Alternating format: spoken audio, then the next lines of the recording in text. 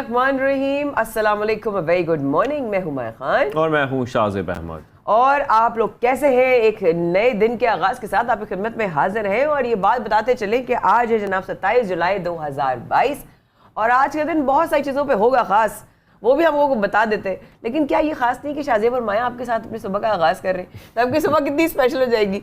हंसता है मेरी बातों पे, देखो कितनी अच्छी अच्छी बातें मैं करती हूँ, बहुत फनी बातें करती है ना, और सर भी खाती हूँ साथ साथ। But how are you this morning? I am good, लेकिन आप कुछ गुड नहीं लग रही मुझे। मैं आई हैव ड्राई कफ, और क्योंकि बारिश का मुझे भतीजे ने एक्चुअली इस बात की निशानदेही की शाहज़ेब के आपका जो ड्राई कफ हो रहा है, जिसमें अल्लाह का शुक्र अल्हम्दुलिल्लाह कोई बुखार नहीं है, कुछ नहीं है, ये आपको बारिश में हल्का सा जो भीगना आना हुआ हमारा, हम शो के लिए जा रहे वापस आ रहे, शूट हो रही, गाड़ी में फंस रहे, उसमें जब पानी लगा है ना सर पे, उसके बाद ऐसा होता है। जबकि कहा जाता है कि ज़ाहिर आप बारिश में अगर हो फटाफट अपने आप को ड्राई करें और अपने आप को जल्दी से जो है ना आप शावर वावर लेके अपने आप को ठीक कर लें, बट उसके भी इफेक्ट्स होते हैं और इस बारे में हम प्रोग्राम में आगे चल के ज़रूर बात करेंगे। लेकिन एक चीज़ जिसके पिछले हफ्ते मैंने आपसे जिक्र किया था शायद, अबाउट द बिजली का बिल जो हमारे घर में आया था, उस पर एक बड़ी फिक्रमंदाना बात थी कि obviously then you explain me कि माया जो हमारी जो सब्सिडी है वो लग कर आनी है, उसके मद में लग कर आएगी, कैसे लग कर आएगी। अच्छा, अब टैक्स वसूली की हुकूमत ने जो बिजली के बिल्स का सहारा लेना शुरू किया ना टैक्स वसूली के लिए, उसमें ये पान वाले, पंचर वाले, ये सब शामिल हैं, खोखे वाले भी, जिनसे 3 से तकरीबन 20,000 रुपए सेल्स टैक्स की मद में बिजली की सूरत में, यानी कि बिजली के बिल की सूरत में ये अदा करने होंगे आप सबको, यानी कि तमाम मुसारिफिन को। और कमर्शियल मुसारिफिन चाहे एक गोदाम ही क्यों ना हो, सबको ये टैक्स लगेगा, सबके बिलों में ये टैक्स लगेगा। उसके बाद आपके बिल में इजाफा नहीं होगा, कोई ना बचने वाला, कोई ना बचने वाला। किसी की छोटी सी दुकान ही क्यों ना हो। के इलेक्ट्रिक ने जून के महीने में कराची के 4,90,000 से ज्यादा ताजरों को फिक्स टैक्स के 6,000 रुपए के बिल भेजे हैं। और ये शहर कायदीन की बात हो रही तो ताजरों ने बिजली के बिलों में इजाफी टैक्स लगाने पर एहतजाज भी किया है। ये बिल अदा ना करने का भी ऐलान कर दिया है साथ में, क्योंकि एहतजाज भी किया जा रहा है, मुतालबा किया जा रहा है कि इस टैक्स को खत्म किया जाए जो कि लगाया गया है बिजली के बिलों में। किस तरीके से उनको ज्यादा पैसे अदा करने पड़ेंगे, और जैसे कि ऑलरेडी वो महंगाई की शिकायत कर रहे हैं, लोड शेडिंग की वजह से परेशान है, तो उनकी ये शिकायत भी अब सामने आ चुकी है। माय क्वेश्चन शाहज़ेब, ये जो एहतजाज अब हो रहा है, एहतजाज का रिजल्ट क्या है? जो करना है उन्होंने जो इरादा कर लिया है, जो इम्प्लीमेंटेशन वो कर रहे हैं या जो होना शुरू हो गई है वो तो होगी, राइट? देखो, अपने एहतजाज रिकॉर्ड तो कराए ना, शिकायत तो करें एटलीस्ट वो ताजर जो है, कि बताएं तो कि उनके मसाइल क्या हैं और इससे उनको कितना नुकसान पहुंचेगा उनके कारोबार को, उनके रोजगार को। राइट लेकिन इस कलेक्शन को समझने का थोड़ा सा एक ऑब्वियसली कोई फॉर्मूला होगा, कोई इसका तरीकेकार क्या है? कुछ तो क्राइटेरिया है, क्या तरीका है, क्या प्रोसेस है गो टू। तो ऐसी को समझने के लिए हमने आज प्रोग्राम में वक्त लिया है तर्जुमान FBR असद ताहिर जपा से।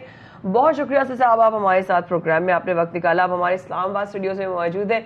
Welcome to 92 and welcome to सवेरे पाकिस्तान। पहला सवाल हम आगाज करते हैं आपसे कि ये जो सिनेरियो इसको बिल्कुल सर, अस्सलाम वालेकुम। सबसे पहले तो ये बताइएगा, इस्लामाबाद में टैक्स 3,000 रुपए, कराची में 6,000 रुपए, ये क्या मामला है और ये किस तरीके से सारिफीन पर बोझ डालेगा? बहुत शुक्रिया शाहज़ेब कि ये जो फिक्स टैक्स रजीम है, पहली बात तो ये है कि नया ये नहीं है टैक्स। ये 1 जुलाई 2014 से छोटे ताजरों के लिए हमने आसानी फराहम की थी कि वो अपने कमर्शियल बिजली के बिलों के साथ अदायगी कर दें। यहाँ पे मैं ये भी बताता चलूँ कि जो हमारे रिटेलर्स हैं उनकी 2 ब्रॉडर कैटेगरीज में हम उनको तकसीम करते हैं। पहली, हम टियर 1 रिटेलर्स उन बड़े रिटेलर्स को कहते हैं जिनका सालाना बिजली का जो एक्यूमुलेटेड बिल है वो 12 लाख या उससे ज़ायद हो, वो किसी एयर कंडीशन प्रेमिसेस में बैठे हों और किसी नेशनल या इंटरनेशनल चेन के फ्रेंचाइजी हों, और उनका जो शॉप का एरिया है वो 1,000 या उससे ज़्यादा पर स्क्वायर फुट हो। तो जो छोटे रिटेलर्स हैं, अगली वजाहत ये है कि ये इनका बड़ा देरीना मतालबा था कि इनकी जो फिक्स टैक्स रजीम में इनको लाया जाए। और हमने जो 2014 से 2 स्लैब्स थी, वो 25,000 रुपये तक अगर उनका माहाना बिजली का बिल था तो उस पर 5% फिक्स टैक्स था, और अगर 25,000 से ज़्यादा उनका कमर्शियल मंथली बिल था कंजम्पशन का तो फिर उस पर 7.5% था। अब ये फाइनेंस एक्ट 2022 में बेसिकली हमने जो छोटे रिटेलर्स हैं उनको उनकी कमर्शियल कंजम्पशन पे, उनके कमर्शियल यूटिलिटी कनेक्शन पे उनकी 3 स्लैब्स बना दी हैं। अगर उनका मंथली बिल 30,000 तक है, 1 रुपये से लेकर 30,000, तो उन्होंने सिर्फ 3,000 रुपया फिक्स टैक्स देना है। اگر ان کا لیکن بجلی کا اسد بل صاحب سوال تیرا 20,000 یہ سے بھی ہے لے نا، کے وہ تو 50,000 لگایا گیا تک ہے یہ فکس ٹیکس، لیکن یہ کراچی والوں کے لیے زیادہ کیوں ہے؟ یہاں پہ میں اسی نقطے کی طرف آ رہا تھا. یہ میری بات جو پچھلی جب مکمل ہو جائے گی تو آپ کا یہ سوال بھی اس میں کورڈ ہو جائے گا. اگلے 10 سیکنڈ میں جی یہ جی اپنی بات مکمل کرتا ہوں کہ یہ جو 3 سلیبز ہیں اپ ٹو 30,000 جو کنزمپشن ہے اس پہ 3,000 فکس ٹیکس ہے. جب 30,000 سے 50,000 کی طرف بل جائے گا تو اس پہ 5,000 فکس ٹیکس ہے، اور اگر 50,000 سے تجاوز کرتا ہے ان کا منتھلی بل تو اس پہ فکس ٹیکس جو ہے وہ 10,000 ہے. لیکن یہ جو تینوں سلیبز ہیں 3,000 5,000 اور 10,000 یہ ان چھوٹے تاجروں کے لیے ہیں، ان ریٹیلرز کے لیے ہیں جو ہماری ایکٹیو ٹیکس پیئرز لسٹ پہ موجود ہوں، یعنی وہ اپنا 2020-21 کا سالانہ انکم ٹیکس گوشوارہ دے چکے ہیں. جو نان فائلر ہیں، جو اے ٹی ایل پہ موجود نہیں ہیں، ان کے لیے یہ سلیب آٹومیٹکلی ڈبل ہو جاتی ہے. اگر وہ نان فائلر ہے، اے ٹی ایل پہ نہیں ہے، تو پھر 30,000 کنزمپشن تک ان کا بل 6,000 ہو جانا ہے. 50,000 کنزمپشن تک ان کا بل 5 کی جگہ 10 ہو جانا ہے، اور جب 50,000 سے زائد تجاوز کرے گا بل تو ان کا 10 کی بجائے 20 ہو جانا ہے، یعنی ایگزیکٹلی ڈبل پے کرنا ہے انہوں نے. تو یہ جو کراچی اور اسلام آباد یا کراچی اور لاہور کی کوئی تفریق ہے وہ بالکل نہیں ہے. فرق صرف فائلر اور اے ٹی ایل پہ ہونے یا نہ ہونے سے پڑتا ہے. بالکل ٹھیک ہے. اسد بھائی میرا نام مایا خان ہے. نیکسٹ ٹائم اس لیے کیونکہ کوئی کام پڑے گا تو کل آپ سے ہی رہنمائی لیں گے، تو یہ نہ ہو کہ آپ پہچاننے سے ہمیں انکار کر دیں. لیکن good to have you back sir. لیکن یہ بتائیے گا کہ کیا یہ جو ٹیکس ہے یہ ہر ماہ جو ہے یہ اتنا ہی، مطلب اس طرح آپ نے ابھی ڈیٹیل میں بتایا، تو اگر ایک عام آدمی کی زبان میں سمجھنا چاہیں تو ہر ماہ ایسے ہی ٹیکس انکریز ہوتا رہے گا کیا؟ بالکل یہ بڑی اہم بات آپ نے پوچھی ہے، اور میں وضاحت کرنا چاہتا ہوں آپ کے سننے والوں کو. فکس ٹیکس ہے یہ اکراس دا ایئر ہر مہینے اسی ریجیم کو ہم امپلیمنٹ کریں گے، اکراس دا کنٹری کریں گے. اس کا جغرافک لوکیشن کے ساتھ کوئی تعلق نہیں ہے.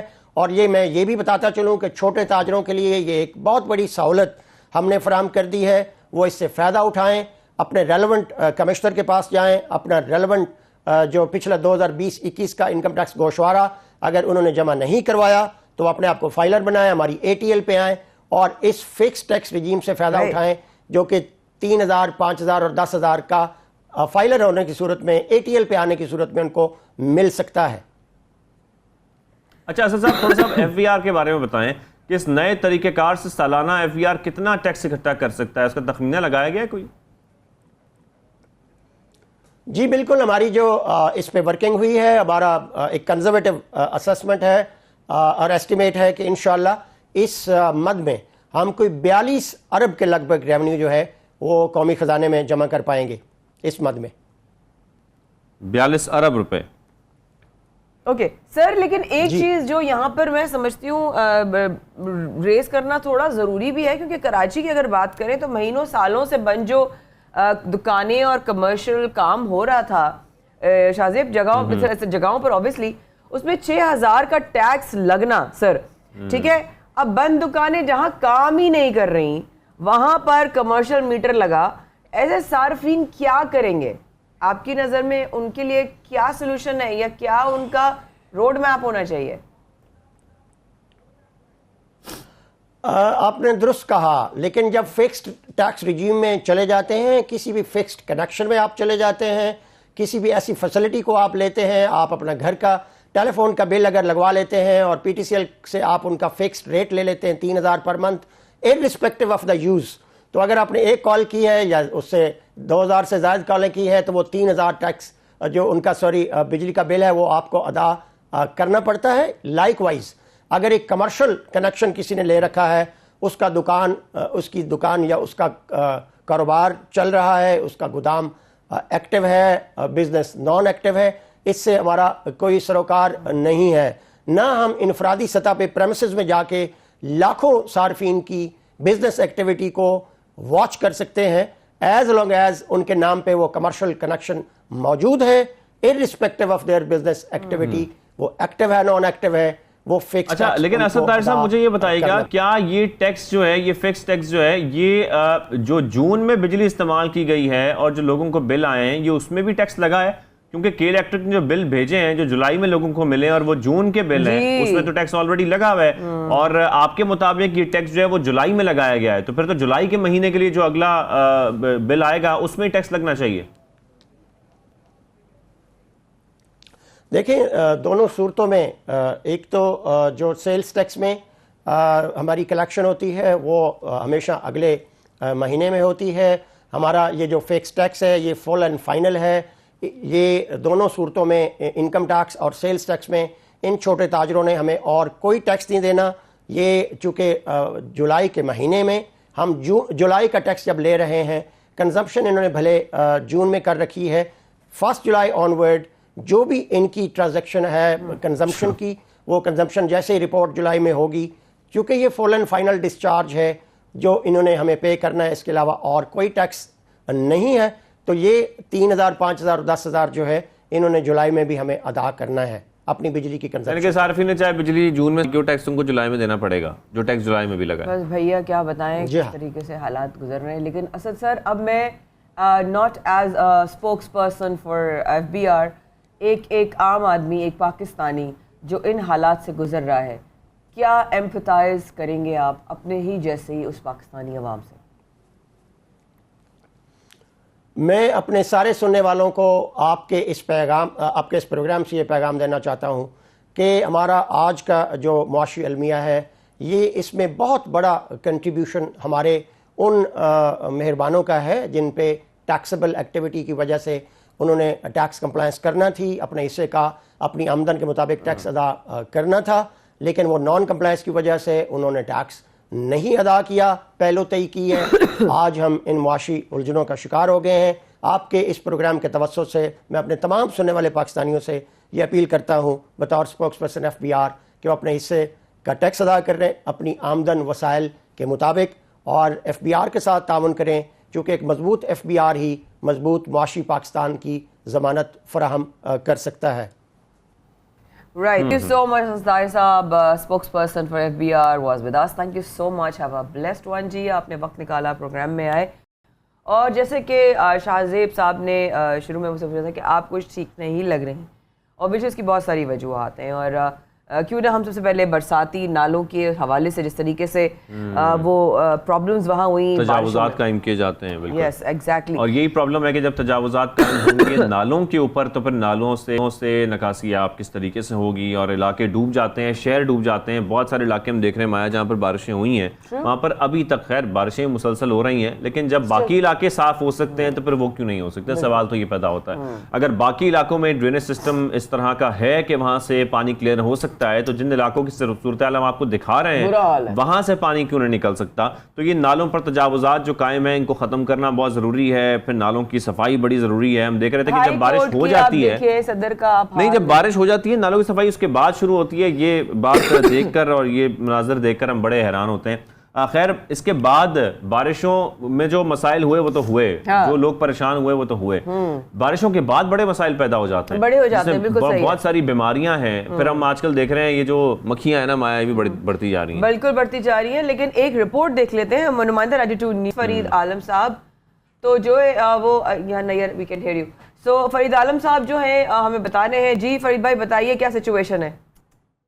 جی بالکل، ہر سال مونسون میں شہر قائد کے ڈوبنے کی جو بڑی 2 وجوہات ہیں، چھوٹے اور بڑے نالوں پہ قائم تجاوزات اور کچرے کی ناقص صفائی۔ کہیں پھل والے بیٹھے ہیں تو کہیں کشن میکر بیٹھے ہیں، کہیں ہوٹل قائم ہے، کہیں ڈینٹر بیٹھا ہوا ہے، کہیں کباڑی نے اپنی دکان کھولی ہوئی ہے، تو کہیں گنے کی مشین والا قابض ہے۔ یہ تمام قابضین دن بھر جو کام کرتے ہیں رات کے اوقات میں اپنا تمام کچرا، پھل والے پھلوں کی باسکٹ، ٹوکریاں، پیٹیاں، یہ سب کاغذ، بھوسا، یہ سب جو ہے چھوٹے نالے میں ڈال دیتے ہیں۔ اسی طرح ڈینٹر، پینٹر، اپنا لوہے کا سامان کچرا جو بچتا ہے وہ بھی چھوٹے نالے میں ڈالتے ہیں۔ اسی طرح ہوٹل مالکان اپنی چائے کی پتی وغیرہ جو بھی ان کا فضلہ ہے وہ سب لا کر ڈسٹ بن کے بجائے یا کچرا کنڈی میں ڈالنے کے بجائے آسان طریقے سے چھوٹے نالوں میں جو ان کے سامنے سے نالا گزر رہا ہے اس میں ڈال دیتے ہیں، جس کی وجہ سے یہ نالے جو 4 سے 5 فٹ چوڑے ہیں اور تقریباً 10 فٹ گہرے ہیں، آدھے سے زیادہ کچرے سے بھر چکے ہیں، جن کی صفائی کرنا بڑا ممکن نہیں ہے۔ بلدیاتی اداروں کی جانب سے जब मानसून आता है तो नालों की सफाई का काम शुरू किया जाता है, लेकिन नाक़िस हिकमत अमली की वजह से और बल्दियाती इदारों में नाला सफाई के ठेकों में मुबैना भारी कमीशन की लेन देन के बायस जो ठेकेदार नाला सफाई का काम करते हैं वो भी मुकम्मल तौर पे नहीं करते। नाले से कचरा निकाला जाता है और नालों के ही किनारे रख दिया जाता है। जब बारिश होती है या कचरा धूप से सूखता तो वही कचरा बारिश के पानी में बह के या हवा के साथ दोबारा नालों में मुंतकिल हो जाता है और ये नाले पानी ले जाने के बजाय तमाम पानी सड़कों और गलियों और मोहल्लों में उबाल देते हैं। नागन चौरंगी की अगर हम बात की जाए, नागन चौरंगी हर साल बारिशों में डूबता है। ओल्ड सिटी एरिया हर साल बारिशों में डूबता है। हसन स्क्वायर डूबता है। 13 गुलशन इकबाल 13 D1 D2 हमेशा डूब जाता है। लांडी, कोरंगी, मलिर, सुरजानी टाउन, यूसुफ कोट, इन सब के डूबने की सबसे बड़ी वजह है कि नालों पर कायम तजावुज़ात को सुप्रीम कोर्ट के अहकामात के बावजूद खाली नहीं कराया जा रहा। कराची के नालों को साफ़ करें तो आने वाले वक्त के अंदर मानसून हो या कोई भी ऐसी हंगामी सूरत हाल हो तो शहर को ओवरफ्लो होने से, शहर को डूबने से बचाया जा सकता है। तो काम की जानिब से इस अहम मसले के ऊपर तवज्जो नहीं दी जा रही। नागन चौरंगी से लेके सरजानी टाउन तक नाले, जो दोनों तरफ रोडों पे नाले हैं, मुकम्मल तौर पर तजावुज़ात माफिया, पथारा माफिया, होटल माफिया के कब्ज़े में है, डेंटर माफिया के कब्ज़े में है, जो इन नालों के बंद होने का सबब बन रहे हैं।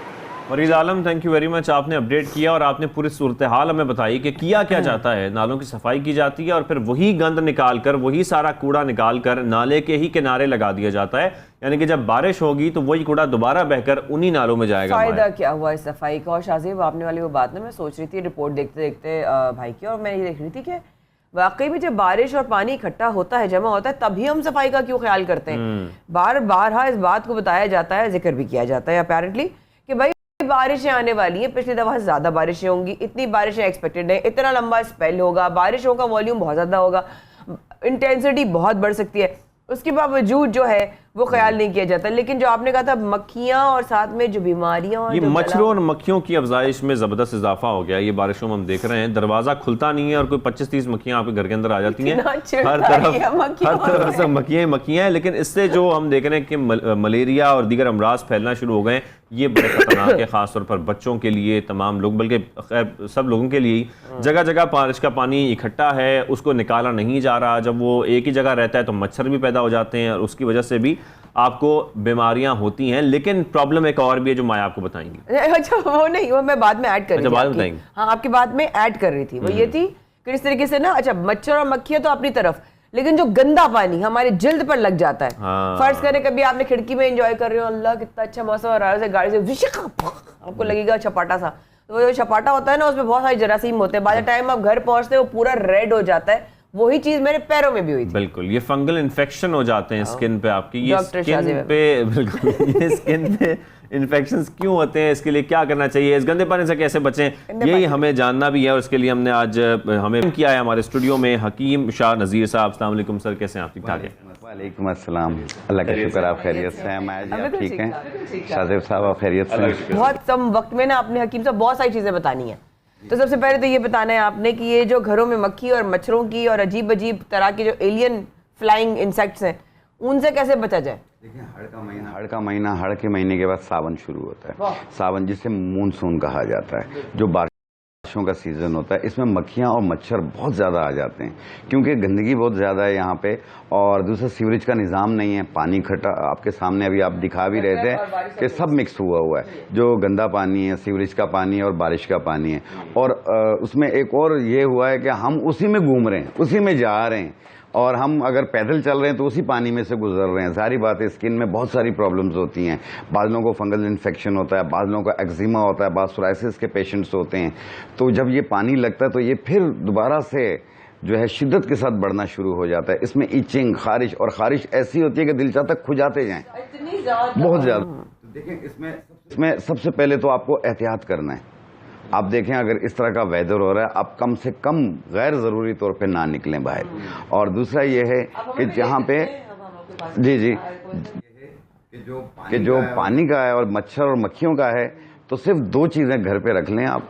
एक अजवाइन रख लें, ایک کلونجی رکھ لیں, ان دونوں کو مکس کر لیں اور اس کی دھنی دیں آپ دیکھنا یہ مچھر اور جو جتنے بھی ہیں مکھیاں ہیں یہ سب بھاگنے شروع ہو جائیں گی. اچھا وہ کوئلے دیں تو آپ اچھا کسی بھی مقدار میں لے لیں, کوئی وہ مسئلہ نہیں. استھما کے پیشنٹ ہیں وہ احتیاط کریں, وہ نہ کریں, باقی سب کر سکتے ہیں یہ. اور گھر کے اندر گھر کے باہر کر لیں آپ, تھوڑی دیر کر لیں, ایک 5-7 منٹ کر لیں, 10 منٹ کر لیں. آپ دیکھیں کافی دیر تک آپ کے مکھی اور مچھر آپ کے قریب نہیں آئیں گے. یہ میں نے آزمایا ہوا ہے. جی بالکل.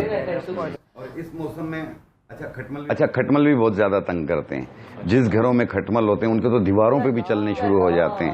اس قدر میں نے خود دیکھے ہیں یہ.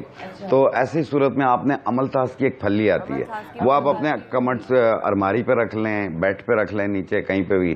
تو اس کی اسمیل ایسی ہوتی ہے جو ہمیں تو محسوس نہیں ہوتی ہے, لیکن کھٹمل اس سے آپ کی اجازت سے, یہ جو بارشوں کے بعد ہماری کمروں میں اور گھروں میں سیلن کی ایک اسمیل آ جاتی ہے, دیواروں پہ بھی سیلن آ جاتی ہے, پانی آتا ہے, جس طرح ہم لوگ جو ہے وہ پانی اکٹھا کر رہے ہوتے ہیں, بالٹیاں اور تولیے لگا رہے ہوتے ہیں, اس کی بھی ایک اسمیل ہوتی ہے جو کہ سانس میں بہت لگتی ہے. اور ہم کوشش کرتے ہیں, ہر ایک کے گھر میں ایئر پیوریفائر نہیں ہے, ہر ایک کے گھر میں جو ہے وہ اس طرح کی چیزیں نہیں ہیں جو وہ افورڈ کر سکتا ہو. تو اس صورت میں کیا کرنا چاہیے جو اسمیل تنگ کر رہی ہے؟ اب آپ کہہ رہے ہیں نا گندا اور صاف پانی سب مل جاتا ہے, اس کی الگ اپنی گندگی الگ اور اسمیل الگ. روم کی اسمیل کو ختم کرنے کے لیے آپ نے ہرمل دانہ ہوتا ہے, ہرمل دانہ, جی ہاں, آپ اس کی دھنی دیں گھر پہ, تو اس سے یہ کہ روم کی اسمیل جو ہے وہ آپ کی ختم ہوتی جائے گی. استھما پیشنٹ کے لیے کسی بھی قسم کا جو ہے وہ دھول دھواں منع ہے. جی ہاں, تو یہ بہت احتیاط کیجئے. اچھا جس طریقے سے ابھی مایا آپ بتا رہی تھی کہ بعض لوگوں کو جس طرح بارش کے موسم میں خشک کھانسی ہو جاتی ہے, اور ایسے موسم میں استھمیٹک الرجی والے یا اس میں سائنسائٹس الرجی والے بہت زیادہ تنگ ہوتے ہیں. کھانسی, ریشہ, گلا خراب, بخار سا فیل ہونا, اور ہوتا بخار نہیں ہے لیکن ٹمپریچر سا فیل ہوتا ہے, اور چھینکیں بے تحاشا شروع ہو جاتی ہیں. تو آپ نے بنفشا کے پتے, ہماری اینٹی الرجی ہوتے ہیں جو جڑی بوٹیوں میں, بنفشا کے پتے, برگے بنفشا کہا جاتا ہے, اس کی 1 چمچ اور ملیٹھی آدھا انچ کا ٹکڑا 1.25 کپ پانی میں ڈالیں, اس کو کہوا بنا لیں. 1 کپ صبح 1 کپ شام, صرف 3 دن پی لیں. یہ ایک قسم کا جوشاندہ ہوگا. آپ دیکھیے گا اسی 3 دن میں انشاءاللہ آپ دیکھیے گا. اور ملیٹھی اس کا کہوا بنا کے 3 دن پینا ہے. نزلہ, زکام, گلا خراب اور سر بھاری ہونا, طبیعت میں چڑچڑاہٹ ہونا, سستی, کاہلی ہو جانا. ساری رات میں آڑ ہی رہی ہوں, تو میں اٹھی بھی ایسی ہی نہ کر کے, تو وہ کیونکہ لیٹو سیدھا, میں شاذیب کو بھی بتائی تھی سیدھا, آج میں یوں ہی شروع کر رہی تھی. تو وہ مجھے کیا ہوا کہ وہ سو ہی نہیں سکتے, سیدھا لیٹا ہی نہیں جا رہا تھا. تو اتنی کھانسی اور بخار نہیں, اللہ کا شکر کچھ بھی نہیں ہے, لیکن صرف کھانسی ہو رہی ہے. اللہ تعالیٰ اس سے کیور ہو جائے گی صرف 2 یا 3 دن کے اندر. اور اکثر لوگوں کو ہڈیوں کا بخار فیل ہوتا ہے, شام ہوتی ہے کہتے ہیں مجھے بخار ہو گیا, حالانکہ وہ ٹمپریچر میں نہیں آ رہا. اگر وہ چیک کرتے ہیں تو اس میں نہیں آ رہا تھرمامیٹر میں. اس کو ہڈیوں کا بخار یا چور بخار بھی کہا جاتا ہے. تو ایسی صورت میں, اور عام طور پہ جو موسمی بخار ہو جاتے ہیں اس کے لیے ایک لکڑی آتی ہے, گلو کی لکڑی, اس کی 1 انچ کا ٹکڑا اور اجوائن آدھا چمچ, اس کو 1.25 کپ پانی میں ڈالیں, جوش دے دیں, کہوا بن گیا. 1 ٹائم روزانہ پئیں, یہ بھی 3 دن پی لیں. آپ دیکھیے گا آپ کا فیور بھی ختم, بخار بھی ختم, اور دوسرا آپ کو جو ہاتھ پاؤں جل رہے ہوتے ہیں وہ بھی ٹھیک ہوتے ہیں. ابھی یاد رکھیے گا, فیور اگر 3 دن میں آپ کا ٹھیک نہیں ہو رہا ہو تو پلیز فوری طور پہ اپنے قریبی معالج کو ضرور دکھائیے. بتائیے گا, پھر ہم جیسے بارش کا ذکر کر رہے ہیں نا, اس بارش میں جو پرابلم ہو رہی ہے وہ یہ ہو رہی ہے کہ لوگ مجبور ہیں باہر نکلنے پر. انہوں نے گھر سے نکلنا ہی ہے, کسی نے کام پر جانا ہے. 1 دن کی چھٹی دی تھی گورنمنٹ نے, لیکن اس کے بعد لوگوں نے نکلنا تو ہے اپنے کام سے. بالکل. تو اس میں وہ کیا کریں جب وہ اس گندے پانی میں نکلتے ہیں؟ اس میں گٹر کا پانی بھی شامل ہے, اس میں پتہ نہیں کیا کچھ شامل ہے, اور اس سے آپ کی سکن ڈیزیز ہو جاتی ہے, فنگل انفیکشن ہو جاتا ہے. اپنی سکن کا خیال کیسے رکھیں, خاص طور پہ ٹانگوں کا جنہوں نے پانی کے اندر جانا ہے؟ دیکھیں جب آپ پانی کے اندر جا رہے ہیں, جب واپس آئیں تو فوری طور پہ کسی بھی اچھے جراثیم کچھ صابن سے اب شاور لے لیں, نہا لیں, دھو لیں, ٹھیک ہے. اور ایک جی ہاں, جو ایچنگ ہو جاتی ہے, اور جو ظاہری بات ہے فنگل انفیکشن میں بھی آپ کو ایچنگ خارش ہوتی ہے, اور ایکزیما میں بھی ہوتی ہے, دوسرے امراض میں بھی ہوتی ہے. تو ایک پتھر سا ملے گا, گندک آملہ سار اس کا پورا نام ہے, گندک آملہ سار, یلو کلر کا آملہ سار. اور یہ پتھر کی دکان پہ 10 روپے کا مل جائے گا. ارے واہ. اس کو پاؤڈر بنا لیں, سرسوں کے تیل میں ملا کے یا ناریل کے تیل میں ملا کے آپ اپنے پاؤں پہ, باڈی پہ لگا لیں, اور 1 گھنٹے کے بعد دھو لیں. آپ دیکھنا آپ کافی حد تک بہتر ہوں گے اس 1 گھنٹے کے اندر. باقی صاحب جتنی چیزیں آپ نے بتائی اویلیبل ہوتی ہیں ایزیلی. کسی بھی پنسار شاپ پہ چلے آپ جائیں. بھی منگوا سکتے ہو. آپ کا کوئی نمبر کوئی ایسی چیز جس سے آپ کو کانٹیکٹ کیا جا سکے؟ میرا نمبر ہے 0321 212 3429. 0321 زندگی میں پہلی دفعہ مجھے کوئی نمبر یاد ہو لگا تو لیکن اگین سے بہت اچھا لگا آپ سے مل کے آگے. اچھا ایک چیز اور, اس موسم میں آپ نے دیکھا ہوگا اس کی 2 ٹون ہو رہی ہوتی ہے, 10 ٹون ٹھیک ہے نا, چہرے پہ 2 ٹون ہو رہے ہوتے ہیں. آپ انڈے کھاتے ہیں اس کے چھلکے پھینک دیتے ہیں, اس کے چھلکے پھینکے نہیں آپ. ایک 5 چیزیں بتا رہا ہوں وہ بھی وائٹ کلر کی ہوں گی. انڈوں کا چھلکا پاؤڈر بنا لیں 20 گرام, اور سفیدہ کاشغری 20 گرام, حسن یوسف 20 گرام, سچے موتیوں کا پاؤڈر 20 گرام. ان کو ملا لیں, پاؤڈر بنا لیں, عرق گلاب میں یا دودھ میں پیسٹ بنا کے فیس پہ لگائیں, آدھے گھنٹے بعد دھو لیں. آپ دیکھیے گا آپ ایسا لگے گا جیسے آپ تھوڑے سے لفٹ ہو گئے. اور دوسرا اوپن پورس منیمائز ہو جائیں گے, وائٹ ہیڈ بلیک ہیڈس بھی ختم ہو جائیں گے, 2 ٹون چہرہ 1 ٹون ہو جائے گا. آرڈر کو دے سکتے ہیں, کوئی اگر چاہے کوئی بندہ منگوانا تو آپ کو آرڈر دے سکتے ہیں ان ریسیپیز کا, کوئی مسئلہ چاہیے دکان پہ ویسے مل جاتی ہے یہ. تھینک یو ویری مچ, شکریہ شو میں آئے, اور ہمیں یہ جاننا سب کچھ بہت ضروری تھا, لیکن ضروری یہ بھی ہے کہ آپ بریک لے لیں. ماسک لگاؤ.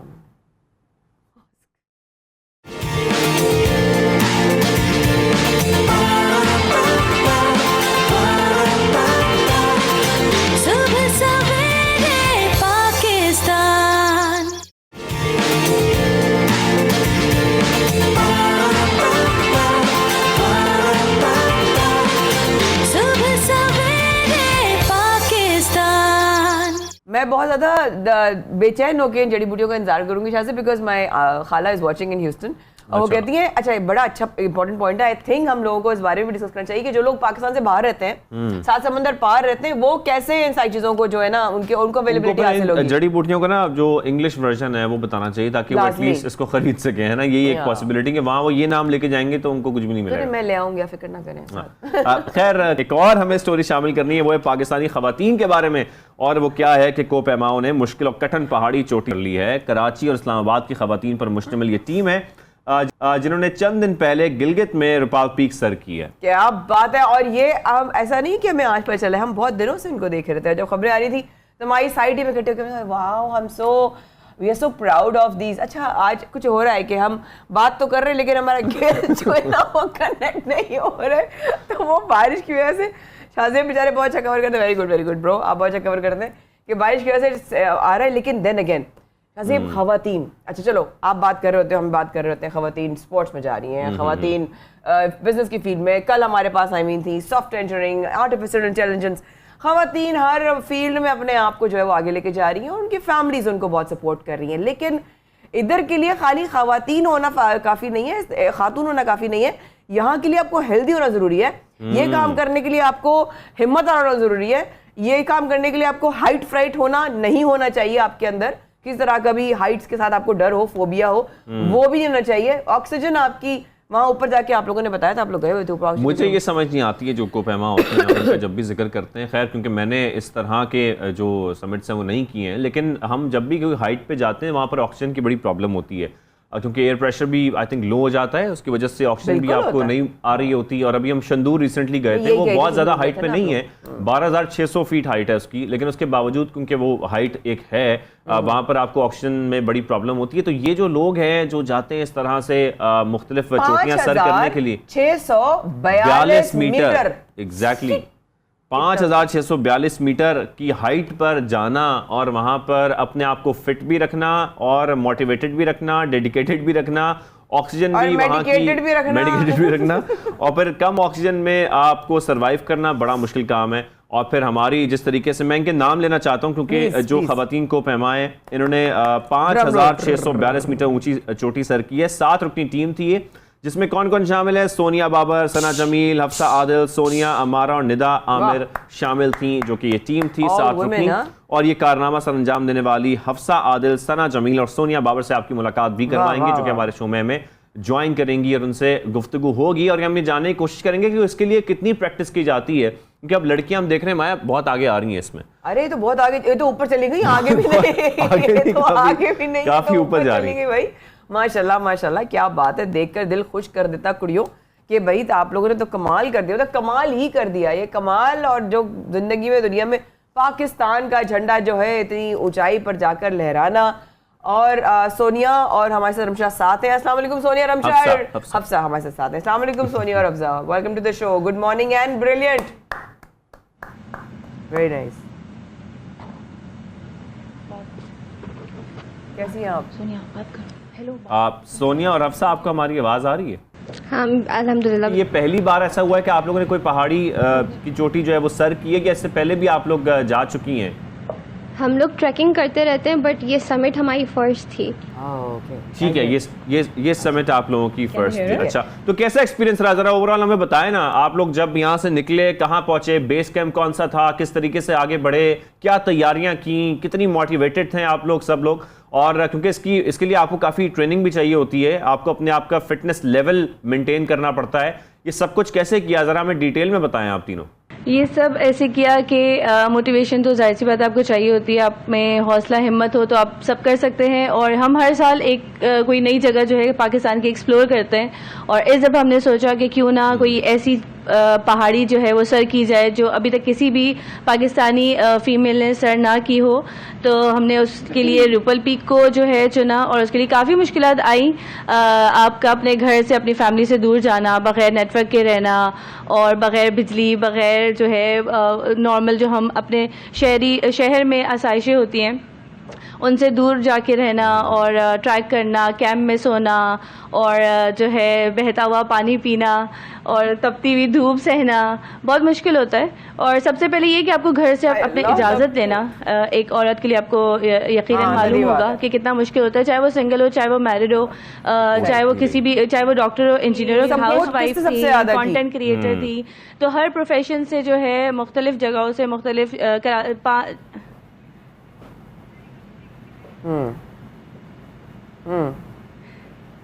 سپورٹ کس نے سب سے زیادہ کی, فیملی میں.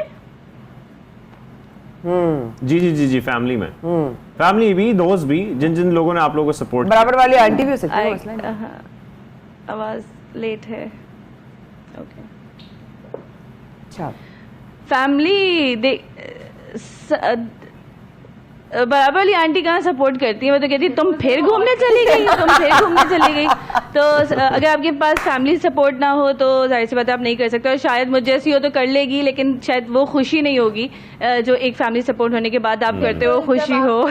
تو آپ کی فیملی کو جب آپ کی فیملی آپ دیکھتے ہیں وہ اپریشیٹ کرتے ہیں تو آپ کو اور زیادہ خوشی ہوتی ہے. اور اگر آپ کو پتا ہو کہ پیچھے سے کوئی خوش نہیں ہے تو پھر آپ کو ویسے بھی ایک الگ ٹینشن رہتی ہے. تو ہم لوگ زیادہ اس لیے بھی زیادہ خوش ہوتے ہیں کہ ہماری فیملی بہت زیادہ خوش ہوتی ہے ہماری ہر اچیومنٹ پہ.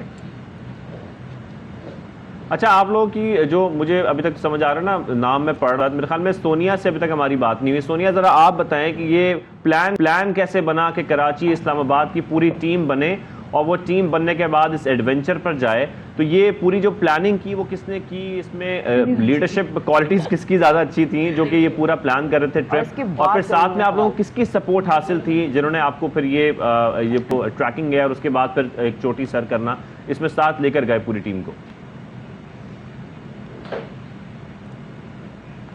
آئی تھنک ثنا کے سونیا, سوچ لیں کیونکہ نام یہاں پر. اچھا, سب سے پہلے میں آپ کو یہ بتا دوں کہ میں ہوں سونیا بابر, اور جس کو آپ سونیا بابر سمجھ رہے ہیں وہ ہے سند جمیل. جی بالکل. اوکے جی میں ہم آپ سے سوال کرنا چاہ رہے ہیں. جی انٹروڈیوس کرا دو تم. اچھا, پہلے میں انٹروڈیوس کروا دوں. میں ثنا جمیل ہوں, یہ حفصہ اسد ہیں, اور یہ سونیا بابر ہیں. ٹھیک ہے, اوکے. جی آپ ذرا دوبارہ پلیز اپنا سوال ریپیٹ کیجیے گا. سوال میں کرنا چاہتی ہوں, اب بہت ہو گیا شاذیب کے سوال, اب میں کروں گی سوال. ایک تو یہ گرلز کہ جتنی بھی گرلز ہیں نا اس جو پلان میں گئی ہیں, ان کو اور آپ تینوں کی جو انرجی ہے نا, that is out of this world, سب سے پہلی بات. دوسری بات یہ کہ کراچی اور اسلام آباد کا جو ملاپ ہوا ہے وہ امیزنگ ہے, کسی نیکسٹ لیول آل ٹوگیدر.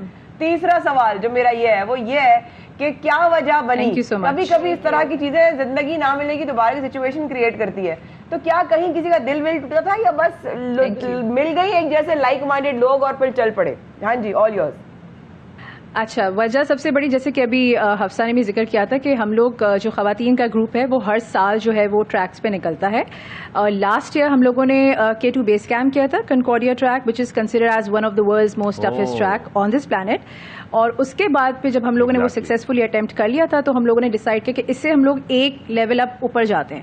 تو ظاہر سی بات ہے کہ جب آپ K2 بیس کیمپ ٹریک سے ایک لیول اوپر جانے کی بات کریں تو اس میں پھر ماؤنٹینئرنگ جو ہے وہ انوالو ہو جاتی ہے.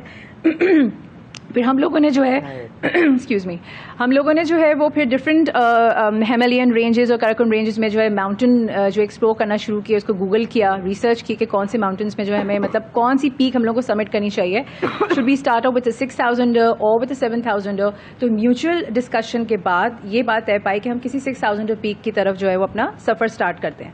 تو روپل پیک جو ہے وہ ہمارے گروپ میں ہوتی ہیں پارس علی, ان کو وہیں کے لوکل نے یعنی کہ استور کے لوکل نے جو ہے وہ ایڈوائز کیا, سجیسٹ کیا کہ آپ یہ روپل پیک کریں. تو انہوں نے ہم سب کے ساتھ ڈسکس کیا اور پھر ہم لوگوں نے اپنی میوچل ڈسکشن کے بعد جو ہے ڈیسائیڈ کیا کہ let's just start out with this Rupal peak. اس کی ایک اور وجہ یہ بھی تھی. جمیل اور سونیا بابر, آپ تینوں کا بہت شکریہ. تھوڑی سی ڈسٹورشن سی آواز میں, لیکن ہمیں بڑا اچھا لگا آپ تینوں سے ملاقات کر کے, آپ لوگ کی اسٹوری جان کر, اور جس طریقے سے آپ لوگ سمٹس پر جا رہے ہیں. امید کرتے ہیں آگے بھی ایسے ہی چھوٹیاں سر کرتے رہیں گے. Thank you very much for joining us. یہاں پہ تھوڑی سی بریک لیتے ہیں, ہمارے کو چھینکیں آ رہی ہیں, واپس آتے ہیں بریک کے بعد دوبارہ جوائن کرتے ہیں آپ لوگوں کو.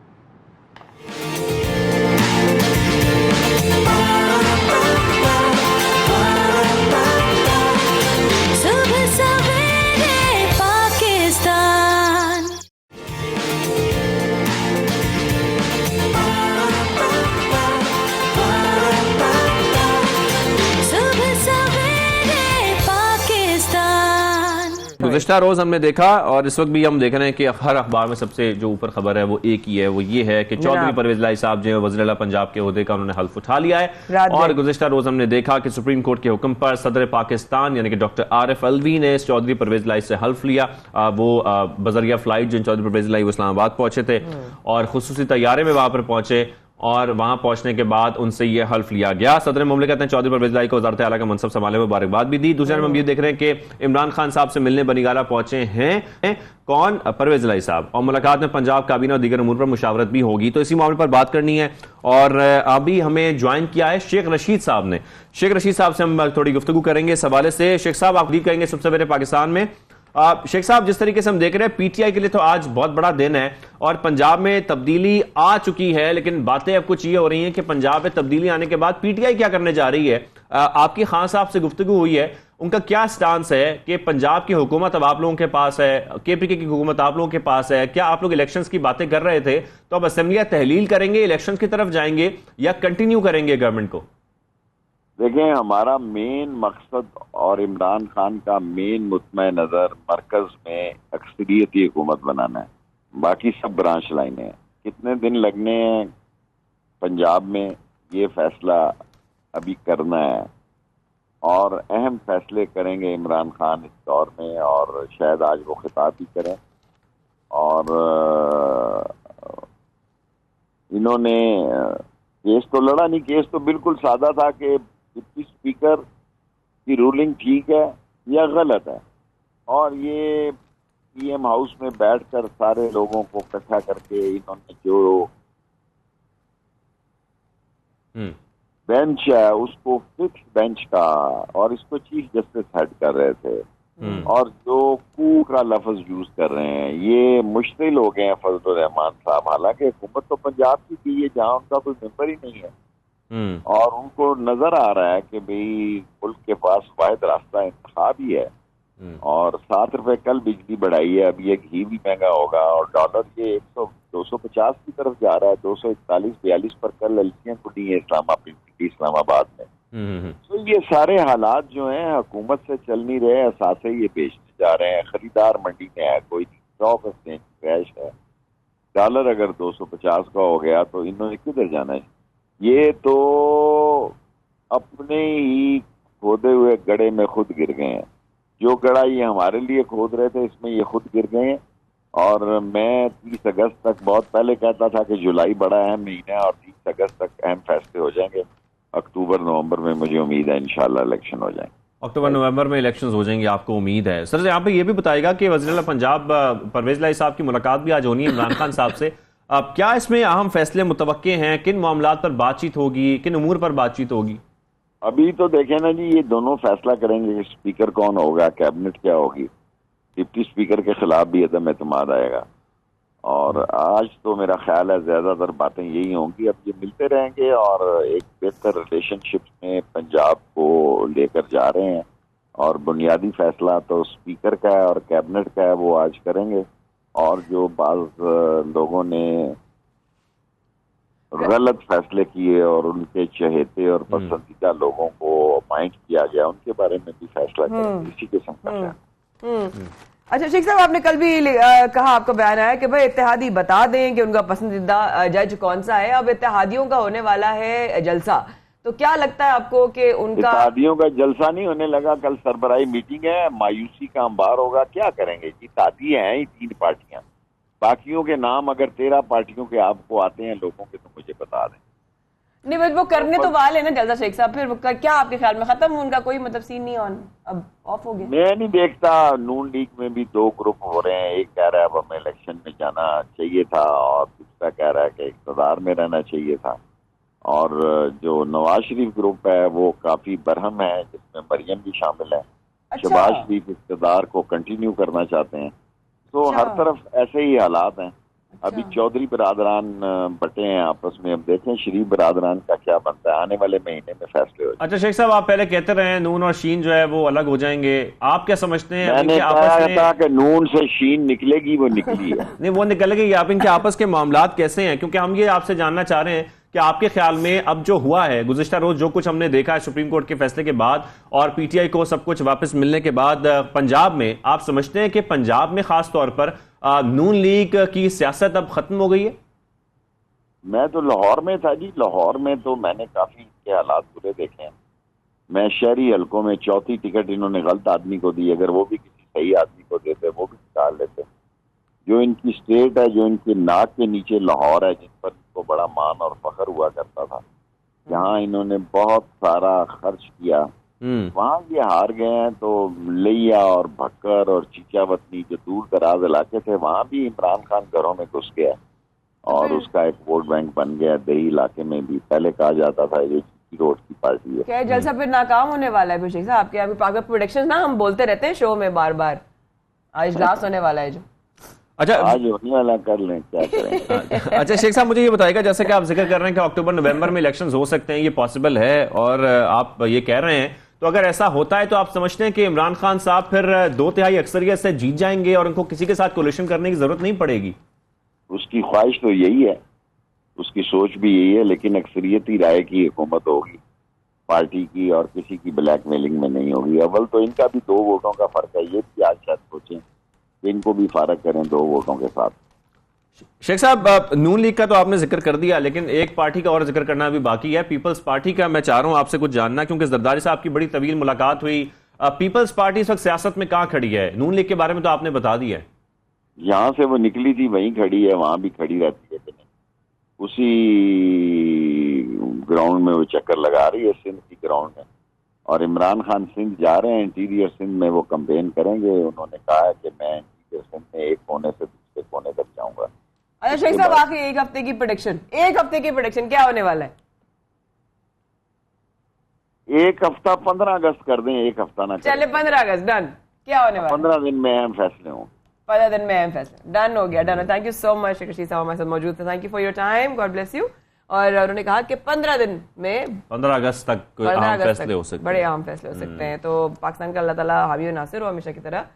اب آگے بڑھتے ہیں پروگرام میں شاہزیب، اور ہم جائیں گے امپورٹ کے حوالے سے کہ جی کس طریقے سے جس طرح امپورٹ کی جو ہے وہ چیلنجز آ رہے تھے ہمیں کہ انڈسٹری کو بہت افیکٹ ہو رہا تھا، ٹیکس بہت بڑھ رہا تھا، امپورٹ رکی ہوئی بھی تھی. So is there any development in that? بالکل. ملک کی جب اوور آل اکانومک جو سچویشن اس پر بات کرتے ہیں تو مارکیٹ میں ایک عدم اعتماد ہے اور ایک اسی کی فضا پھیلی ہے، جس کی وجہ سے ہم دیکھتے ہیں سرمایہ کار بڑے خوف زدہ ہیں، خوف کا شکار ہیں.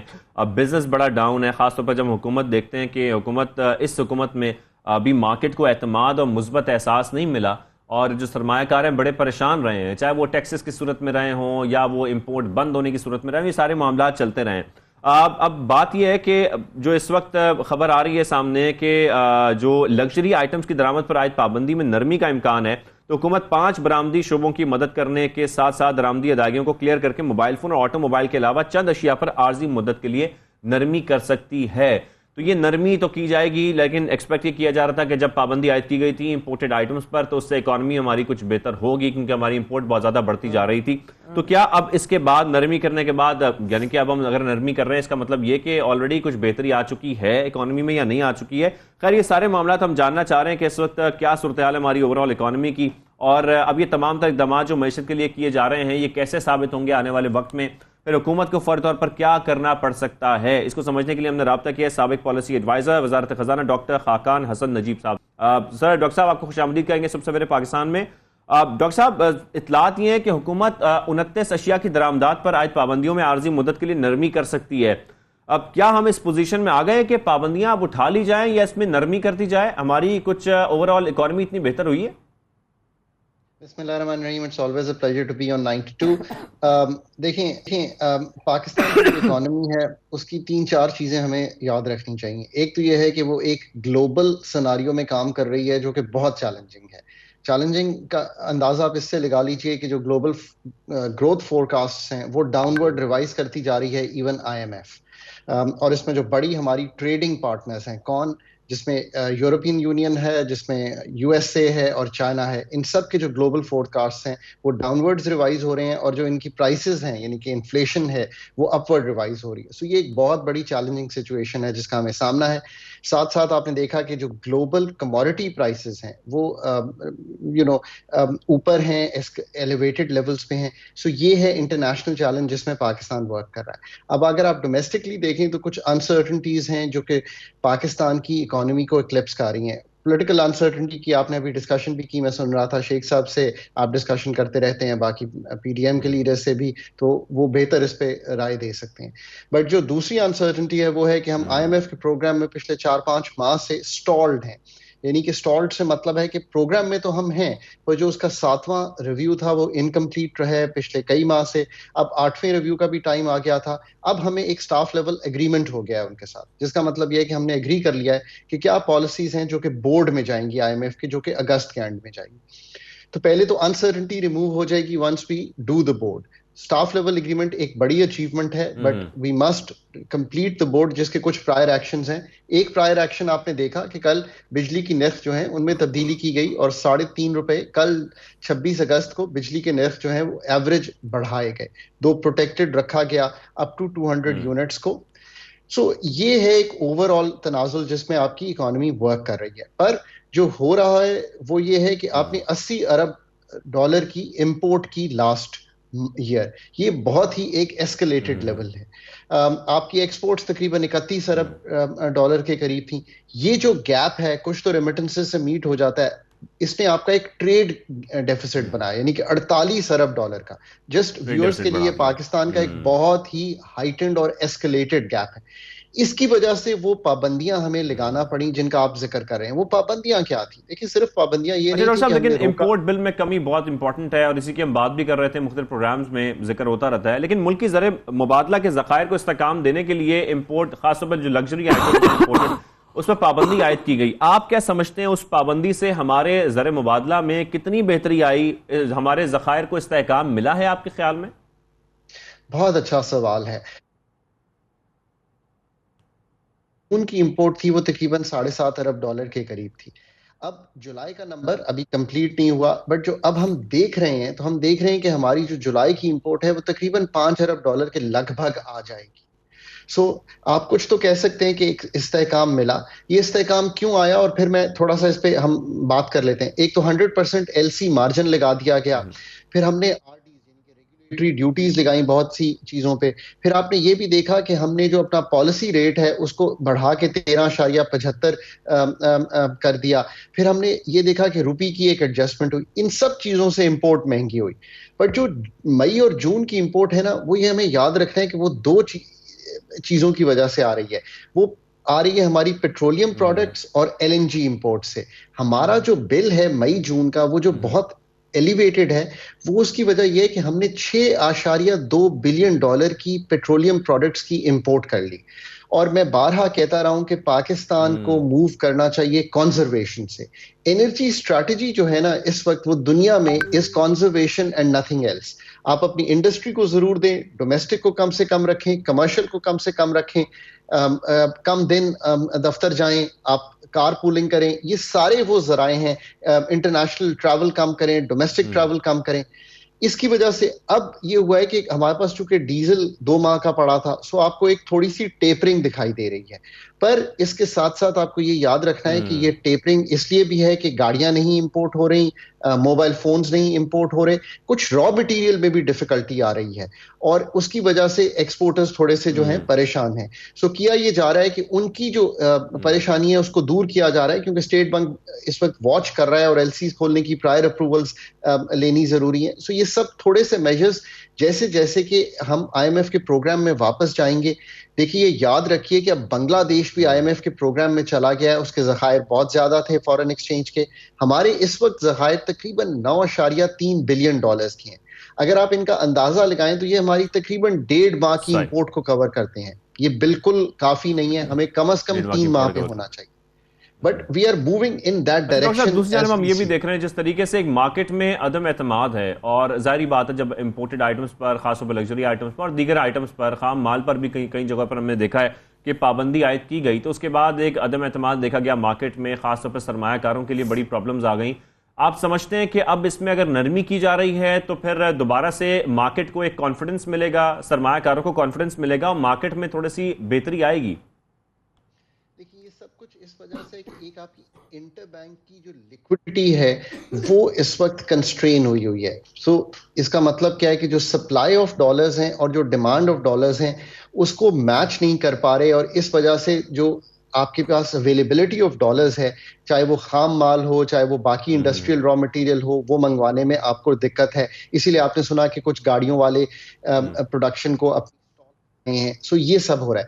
یہ لیکوڈٹی جو ہے یہ ریموو تبھی ہوگی جب آپ کو آئی ایم ایف کا پروگرام مل جائے گا اور ہمارے تھوڑے سے ڈالر کے ذخائر بڑھنا شروع ہوں گے, فرینڈلی کنٹری سے پیسے آئیں گے, اور جو سپلائی اور ڈیمانڈ کا گیپ ہے وہ چاہے تھوڑا سا اسٹیٹ بینک میچ کر سکے, تھوڑا سا ہماری امپورٹس کو کرب ہونے سے آ سکے اور ایکسپورٹس کے بڑھنے سے آ سکے. پلس آپ کی ریمیٹنسز جو ہیں وہ پچھلے ماہ میں تھوڑی سی ٹیپر کی ہیں, ان کو واپس $3 ارب کے قریب لایا جائے. تو یہ سب جو عوامل ہیں ان کو اکٹھا ہونا ہے. کانفیڈنس یہ بھی آنا ہے کہ ایکسپورٹر نے اپنے جو ڈالر ہیں وہ امیڈیٹلی جو ہیں وہ ریمٹ کرنے ہیں, وہ کبھی ہولڈ کر جاتا ہے بیکاز وہ یہ سمجھتا ہے, جس آپ نے عدم اعتماد کی بات کی کہ ڈالر 230 نہیں میں 32 پہ بیچ لوں 33 پہ بیچ لوں, سو ویٹ کر جاتا ہے. سو یہ جو عدم اعتماد ہے اس کو ہم نے ریموو کرنا ہے, اور اس کا بیسٹ ذریعہ فارن ایکسچینج کے ذخائر کو میں سمجھتا ہوں 12 سے 15 ارب ڈالر پہ لے جانا ہے. اس سے جو ساری مارکیٹس ہیں ان کی جو جٹرینس ہے, جو ڈسکمفرٹ ہے وہ ریموو ہو جائے گا, اور جو ڈالر کی ڈس آرڈرلی موومنٹ ہو رہی ہے اسے ہمیں روکنا ہے. اب سیکنڈلی سر, برآمدات کو مسابقتی بنانے کے لیے رواں مالی سال میں ہم دیکھ رہے ہیں کہ جس طریقے سے سبسڈی دی جا رہی ہے, بجلی پر فی یونٹ 9 سینٹ اور گیس پر فی یونٹ $9, آپ سمجھتے ہیں کہ اس سے کافی بہتری آئے گی, کیونکہ ہماری ایکسپورٹس بڑھانا بھی بہت ضروری ہے اس وقت؟ سو یہ ایک بہت ہی امپورٹنٹ کویسچن ہے کہ سبسڈی دینی چاہیے کہ نہیں دینی چاہیے.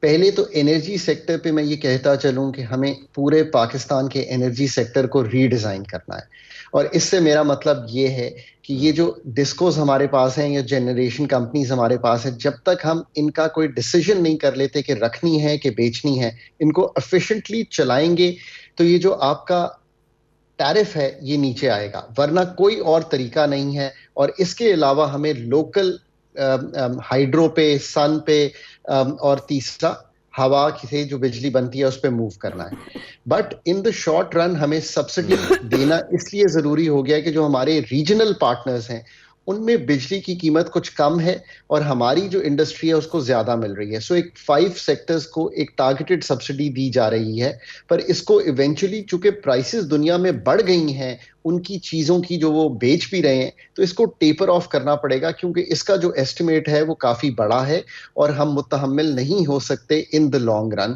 سو ایفیشنسی ہی ایک میجر ہے.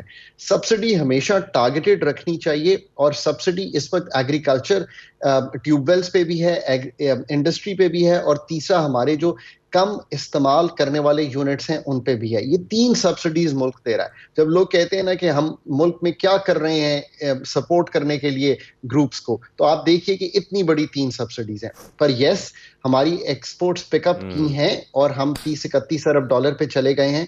अब हम 35 अरब डॉलर टारगेट कर रहे हैं।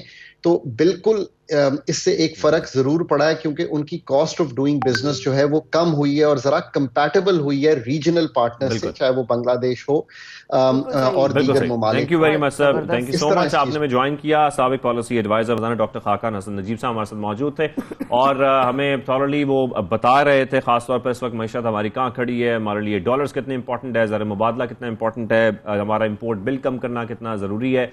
तो सारी सूरत हाल में इस वक्त हम कहाँ खड़े हैं वो हमने जान लिया है, लेकिन हम इस वक्त यहाँ खड़े हैं कि हमें एक ब्रेक लेनी है और ब्रेक लेने के बाद वापस आएंगे पर कुछ और मौजूआत हैं जो शामिल करने हैं प्रोग्राम में।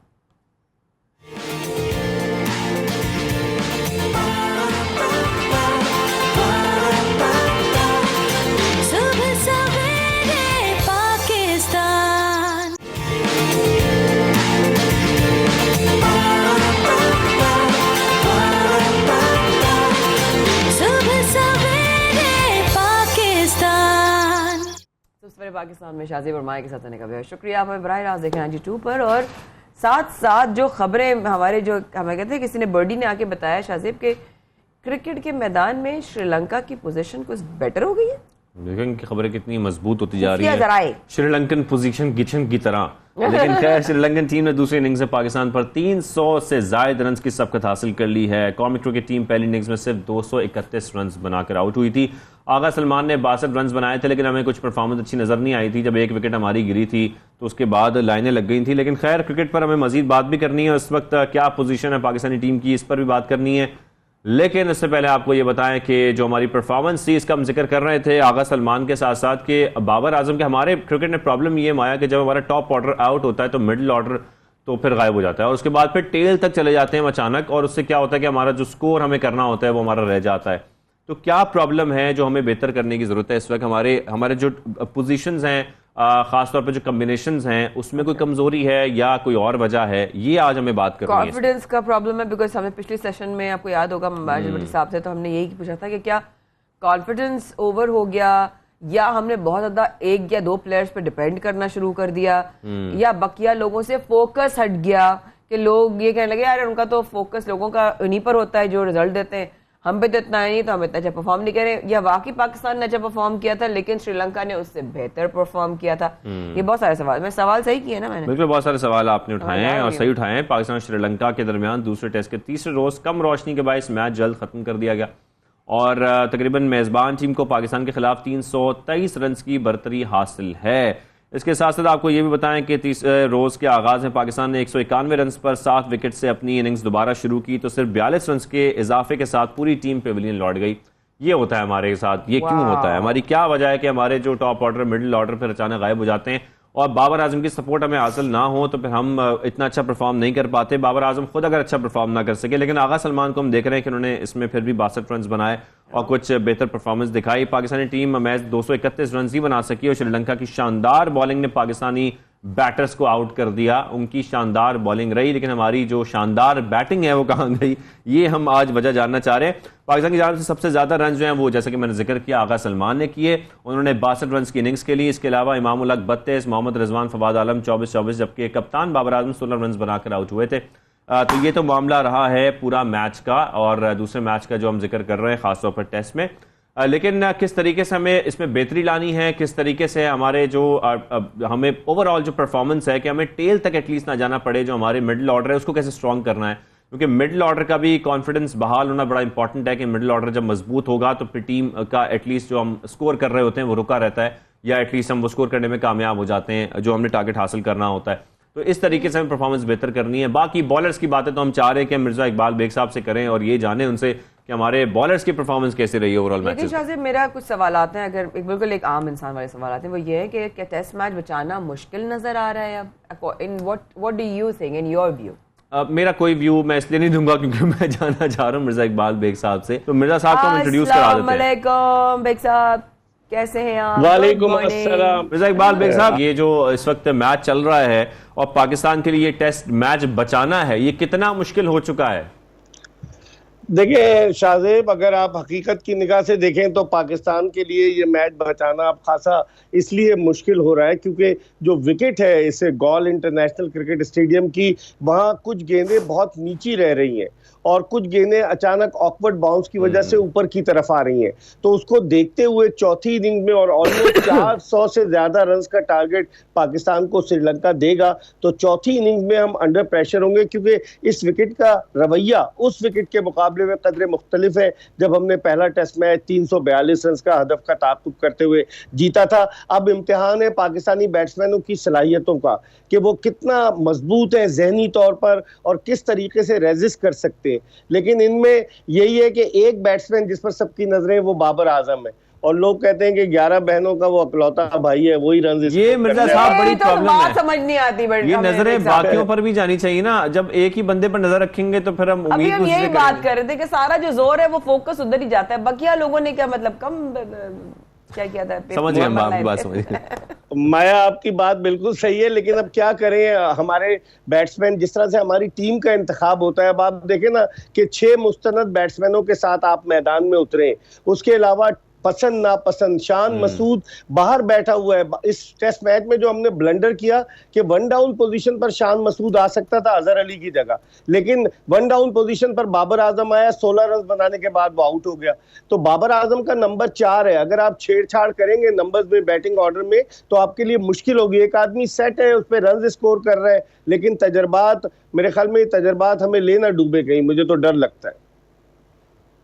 نہیں کتنا اور تجربے کریں گے بیگ صاحب. میرا مسئلہ یہ ہے کہ کتنے تجربے اور. کہتے ہیں نا مسٹیک کرنا is fine but repeating the same mistake every time is not fine. اسی میں ایڈ کر دوں کہ مسٹیکس کی بات ہو رہی ہے اور ریپیٹنگ کی بات ہو رہی ہے. ذرا مجھے یہ بتائیں کہ بیٹنگ لائن پہلی اننگ میں ہماری جو ہے پرفارم نہیں کر سکی. مرزا صاحب آپ کے خیال میں اس کی وجہ کیا ہے؟ آپ سمجھتے ہیں کہ فواد عالم کے بجائے شان مسعود کو ٹیم میں شامل کرنا چاہیے تھا، ایسا ہونا چاہیے تھا؟ دیکھیں فواد عالم کے ساتھ بھی زیادتی کی انہوں نے. فواد عالم نے 4 سینچریاں بنائی اپنے کم بیک کے بعد سے، اگست 2020 کے بعد سے تقریباً 2 سال میں. لیکن شان مسعود جو اس وقت اپنی زندگی کی پرائم فارم میں ہے شاہزیب، کہ 1000 رنز اس نے وہاں پر کاؤنٹی کرکٹ میں کیے، T20 ون ڈے ہر جگہ رنز کر رہا ہے. آپ اس کو زنگ لگا رہے ہیں، وہ بیٹھا ہوا ہے. اگر 1 سال اور وہ اگر اچھا پرفارم نہیں کیا پھر آپ بہانہ کریں گے کہ جی وہ آؤٹ آف فارم ہے. تو ان کی یہ گمک سمجھ میں نہیں آتے. سفارشی پلیز اور پسند ناپسند ٹیم کے سلیکشن میں یہ سب کی سمجھ سے بالا تر ہے. نہیں لیکن اسے کتنا افیکٹ ہوگا آپ یہ بتائیں نا بٹی صاحب. ہم اپنے کرکٹ ہمارا قومی کھیل حالانکہ ہاکی ہے لیکن فوکس ہمارا اس طرح ہوتا ہے کرکٹ کے اوپر. ہر بچہ بڑا ہوتا ہے، وہ جب بڑا ہوتا ہے نا تو اس کا کرکٹ پہ فوکس ہوتا ہے. اچھے کرکٹرز بننا بند ہو جائیں گے اور یا پھر پاکستان کے لیے کھیلنا بند کر دیں گے. پھر ایٹ دی اینڈ یہ ہوگا ہمارا فیوچر. بالکل مایا، ایک تو میں بٹی صاحب نہیں ہوں، شاید پہلے مجھ سے پہلے آپ سے بٹی صاحب نے بات کی تھی، شاید آپ کے ذہن میں وہی ہے. دوسرے نو اٹ ڈزنٹ میٹر. دوسرے مایا بالکل آپ صحیح کہہ رہی ہیں کہ ینگسٹرز میں پھر وہ ان میں فرسٹریشن سی پیدا ہوگی کہ اگر وہ رنز اسکور کریں، وہ پرفارم کریں، ان کی خواہش ہوتی ہے کہ پاکستان کی سبز کیپ اپنے سر پر سجائیں، اور اگر آپ ان کے ساتھ ایسا سلوک کریں گے. ان کے سامنے ایک ایگزامپل ہے شان مسعود کی جو 9 سال سے فرسٹ کلاس انٹرنیشنل کرکٹ کھیل رہا ہے، ٹیسٹ کرکٹ 2013 سے. آپ اس کو اس طرح سے دودھ میں سے مکھی کی طرح نکال باہر پھینکیں گے تو میں سمجھتا ہوں کہ یہ پاکستان کے لیے جو ہے نا یہ صحیح بات نہیں ہے، پاکستان کے لیے مشکل صورتحال ہے. اچھا مرزا صاحب، شاہین شاہ افریدی کی اگر بات کریں، وہ انجری کا شکار ہیں. آپ سمجھتے ہیں کہ آگے پھر ایشیا کپ سے پہلے ان کے لیے ریسٹ کرنا بڑا امپورٹنٹ ہے، خاص طور پہ جب ہم آئرلینڈ کے خلاف میچ کی بات کر رہے ہیں تو انہیں آرام دینا ضروری ہے زیادہ تاکہ وہ آگے کھیل سکے پھر ایشیا کپ؟ بالکل آپ نے صحیح کہا. اس وقت مین بالر ہے شاہزیب شاہین شاہ افریدی ہمارا، اور اس کو اس طریقے سے اس کو کھلایا جا رہا ہے. جب سے اس نے ڈیبیو کیا ہے گزشتہ 4-5 برس سے مسلسل تینوں فارمیٹ میں کھیل رہا ہے. انسان کی باڈی ہے، فاسٹ بالر ہے، وہ اسپائکس پہن کر بھاگتا ہے، وہ جان لگتی ہے. میرے خیال میں سوچنا چاہیے کہ کس طریقے سے آپ دنیا کی دیگر ٹیموں کی مثال لے لیں کہ کچھ ایسے بالرز ہیں کہ جن کو وہ T20 کھلاتے ہیں، کچھ کو ٹیسٹ کھلاتے ہیں. آپ جیمز اینڈرسن، جیمی اینڈرسن کی مثال لے لیں کہ कि वो सिर्फ टेस्ट पे फोकस किए हुए हैं। स्टुअर्ट ब्रॉड की मिसाल ले लें, वो सिर्फ टेस्ट पर फोकस किए हुए। हमारे यहाँ रगड़ा लगाते हैं और इस तरीके से कि वो एग्जॉस्ट हो जाता है। दुआ करें, एशिया कप आ रहा है और फिर T20 वर्ल्ड कप है अक्टूबर में, हमारा 23 अक्टूबर को रिवायती हरीफ भारत से मैच है। तो लोग तो मुंतजिर हैं कि शाहीन वही आफरीदी वही कारकर्दगी दोहराए जो गुज़िश्ता बरस उसने अपने पहले ओवर में दोहराई थी दुबई इंटरनेशनल स्टेडियम में। दुआ करें, लेकिन उसको बहुत ज्यादा खिलाकर एग्जॉस्ट कर दिया गया है। इकबाल भाई, दो सवाल एक साथ कर रही हूँ, आप जरा जवाब दे दीजिएगा। एक तो ये कि बॉलर आपको किसमें स्ट्रेंथ नजर आती है, और दूसरा आपने शान मसूद के बारे में बात की। I just want to know, आपकी एज एन एक्सपर्ट की तरफ से जब दुनिया ये देख रही है, वो कैसा प्लेयर है? जी देखिए, क्या आप शान मसूद की बात कर रही हैं माया? जी जी जी। शान मसूद की तो देखिए, जब वो शुरू में आया था लोग उस पर इल्जाम लगा रहे थे कि शान मसूद सिफारिशी खिलाड़ी, लेकिन उसने इम्प्रूव किया, उसने प्रूव किया कि वो पाकिस्तान को सर्व कर सकता है। और जब आखिरी मर्तबा हमने यहाँ टूर किया था 2015 में श्रीलंका का, 7 साल पहले, पाली केले में पाकिस्तान को 377 रन का टारगेट मिला था। शान मसूद ने 125 रन बनाए थे और यूनुस खान ने 171 रन बनाए थे। वही शान मसूद 7 साल बाद ग्रीन कलर की बिब पहने हुए बैठा हुआ है, उसको खिलाते नहीं है। पता नहीं क्या इनके साथ प्रॉब्लम है कि क्यों नहीं खिलाते, मेरी तो समझ में नहीं आता।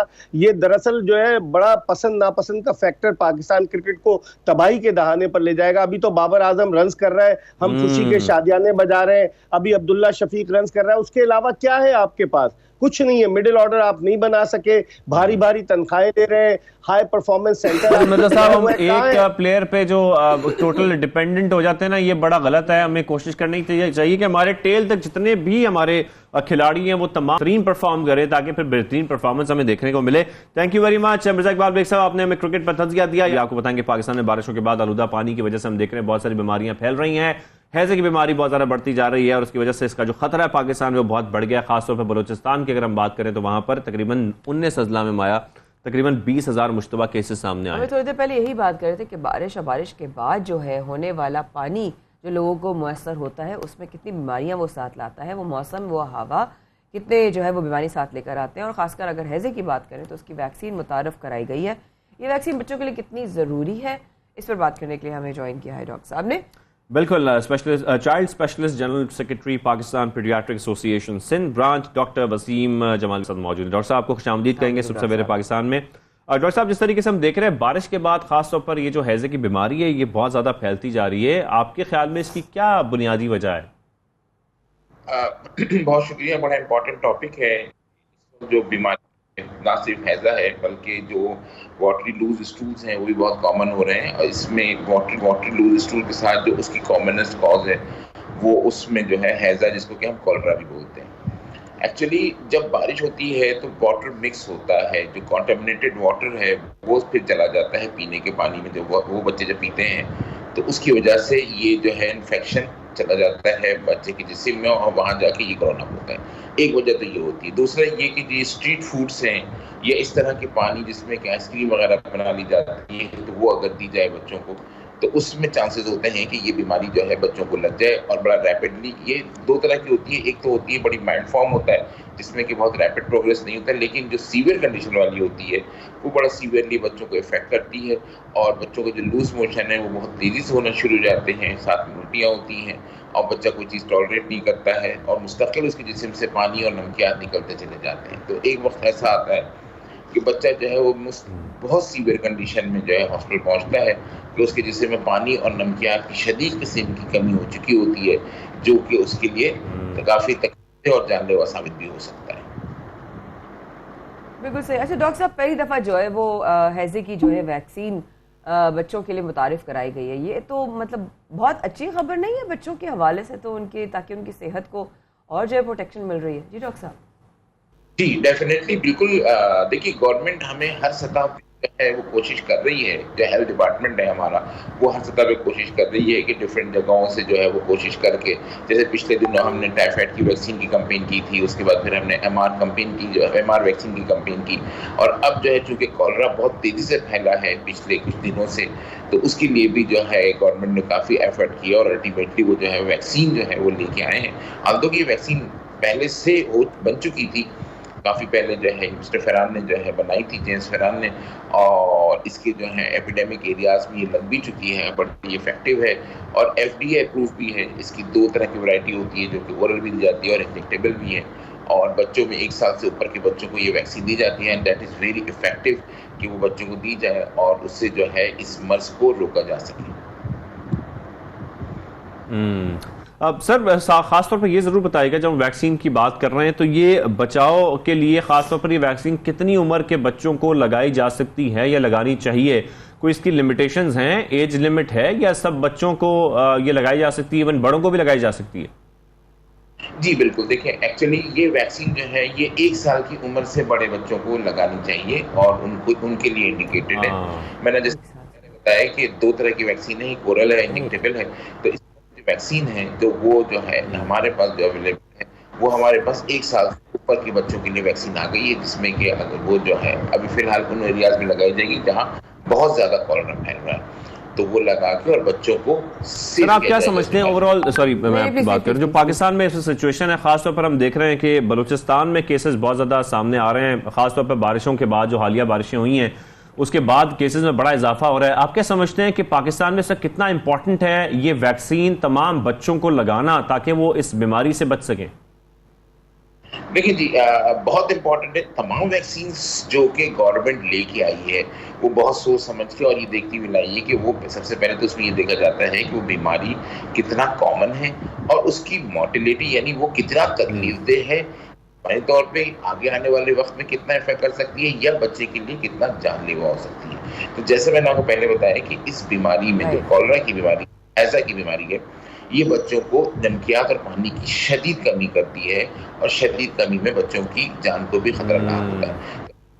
جبکہ ہمارے یہاں رینی سیزن ہے۔ ڈاکٹر صاحب یہ اس کی اویلیبلٹی کو مجھے چیک کرنا تھا کہ کیا یہ ایکسس آسان ہے اس کا ٹورڈز دا ویکسین، بیکاز یہ ایک چیز بہت ہوتی ہے کہ متعارف کرانا ایک الگ فیز ہے، اس کی اویلیبلٹی اور لوگوں کا ان کا ایکسس ہونا از کمپلیٹ ڈفرنٹ تھنگ، ذرا اس پہ بھی ذرا رہنمائی فرمائیے گا۔ جی دیکھیے یہ ہے کہ اویلیبلٹی تو ہو گئی ہے اس کی اور انشاءاللہ تعالیٰ بہت جلد ہی اس کو جو ہے شروع بھی کر دیا جائے گا اور اسی طرح سے پروگرام میں اس کو ڈالا جائے گا اور اس کو شروع کر دیا جائے گا۔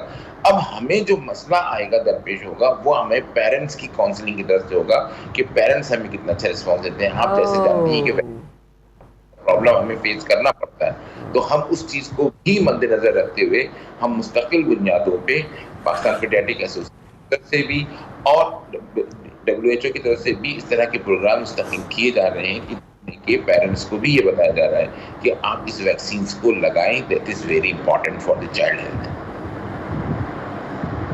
اچھا ڈاکٹر صاحب آپ سمجھتے ہیں کہ یہ اتنی امپورٹنٹ ہے ویکسین کہ جیسے کہ ہم پیرنٹس کی بات کر رہے ہیں کہ وہ یہ بچوں کو لے جا کر ویکسین لگوائیں، کیا ایسا بھی ہو سکتا ہے کہ گورنمنٹ یہ گھروں میں جا کر، جس طریقے سے ہم پولیو ویکسین کا پورا سسٹم دیکھتے ہیں کہ اس طریقے سے گھروں پر جا کر اگر والدین نہیں بھی لا رہے اپنے بچوں کو تو یہ ویکسین لگائی جائے تاکہ ہمارے تمام بچے جو ہیں وہ محفوظ رہیں اس بیماری سے؟ دیکھیں ابھی تو اس طرح کا پلان نہیں کیا گیا ہے کہ ہم ڈور ٹو ڈور کنونسنگ کر کے اور ڈور ٹو ڈور یہ ویکسین دی جائے، کیونکہ ایکچولی دیکھا ہی جاتا ہے کہ بیماری کتنا زیادہ پھیلی ہوئی ہے اور ہمیں کتنا زیادہ اس پہ جو ہے ایمفیسائز کرنا ہے۔ ادو کہ کولرا بہت زیادہ پھیل گیا ہے، لیکن ابھی ہم یہ کر رہے ہیں کہ لوگ ہمارے سینٹرز پہ آئیں اور وہاں پہ ویکسینز لگوائیں، کیونکہ اس میں یہ بھی دیکھا جاتا ہے کہ اس میں چونکہ اگر ڈور ٹو ڈور شروع کیا جائے گا تو پھر اس میں ایک مہا ہمیں کمپین کرنی پڑے گی جس میں کہ ہمیں اسٹاف ہائر کرنا پڑتا ہے، جو کہ پولیو کی جیسے پولیو کے ورکرز ہیں وہ ایکسٹرا ورکرز دیے جاتے ہیں، وہ بیچارے ڈور ٹو ڈور جاتے ہیں اور اس کے بعد پھر وہ ویکسین ہوتی ہے، تو اس کا ایک لمبا شیڈول ہوتا ہے۔ لیکن چونکہ آپ دیکھ رہے ہیں کہ یہ ہیضہ کی بیماری بڑی تیزی سے پھیلی ہے تو اس لیے اس کے لیے امیڈیٹلی ویکسین اویلیبل کر دی گئی ہے کہ جلدی ہی شروع کر دی جائے گی۔ Right, thank you so much doctor صاحب، آپ نے ہمیں پروگرام میں جوائن کیا اور ویکسین جو ہے متعارف کروانے کے حوالے سے تھوڑا سا گائیڈ لائن بھی دی، اور انہوں نے ایک چیز پہ بہت شکریہ آپ کے ٹائم کا۔ لیکن شاہ صاحب ان کی ایک بات مجھے بہت اچھی لگی اور وہ یہ تھا کہ والدین کو اویئرنیس دینے والی بات، کہ جس طریقے سے ماں باپ کو یہ پتہ ہونا ضروری ہے کہ ان کے بچے کی صحت کے لیے یہ ہیضہ سے بچنے کی جو ویکسین ہے وہ کتنی امپورٹنٹ ہے، کیونکہ ہم پرابلم یہ کہ جو پریکاشنری میجرز ہوتے ہیں وہ نہیں لیتے ہیں، ہم یہ کوشش کرتے ہیں جب بچہ بیمار ہو جائے گا تو اس کو اسپتال لے جائیں گے۔ اگر ویکسین اویلیبل ہے اور وہ آپ کے بچے کو میسر ہے، آپ کے آس پاس اسپتالوں میں موجود ہے، تو پھر میرے خیال میں تمام والدین سے ہماری بھی گزارش ہے کہ یہ ویکسین لگوانی چاہیے تاکہ آپ لوگ کے بچے ان تمام بیماریوں سے، خاص طور پر جب ہیضے کی بات کرتے ہیں، ہم کالرا کی بات کرتے ہیں، تو اس سے آپ کے بچے محفوظ رہیں۔ تو ڈاکٹر صاحب نے بڑی اچھی ہماری رہنمائی فرمائی اور ہمیں جس طریقے سے بتایا بھی، اور آپ لوگوں سے ریکویسٹ بھی کی ہے تمام والدین سے کہ بچوں کے تحفظ کے لیے یہ ویکسین بڑی امپورٹنٹ ہے۔ یہاں پر شو کا وقت ختم ہو گیا ہے، اور لیکن ہمیں حاضر ہونا ہے کل بھی، اور ہماری کچھ طبیعت بھی ٹھیک نہیں ہے، تو اس لیے ہم اللہ حافظ کرتے ہیں۔ آپ کو ملاقات ہوگی آپ سب لوگوں سے کل۔